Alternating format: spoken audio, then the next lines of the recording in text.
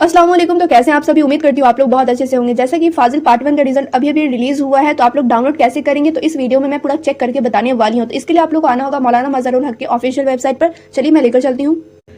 तो यहाँ पर मैं आ चुकी हूँ मौलाना मज़हरुल हक के वेबसाइट पर। अब यहाँ पे आप लोग देख रहे होंगे नोटिस वाला सेक्शन। सिंपली आप लोग क्या करोगे, उस पर क्लिक करोगे। उसके बाद यहाँ पे आप लोग देख रहे होंगे एग्जाम रिजल्ट, ठीक है। उस पर आप लोग क्या करेंगे, क्लिक कर देंगे। जैसे आप लोग इस पर क्लिक करोगे आप लोग का रिजल्ट शो हो जाएगा। यहाँ पे आप लोग देख सकते हैं, थोड़ा सा मैं जूम कर लेती हूँ।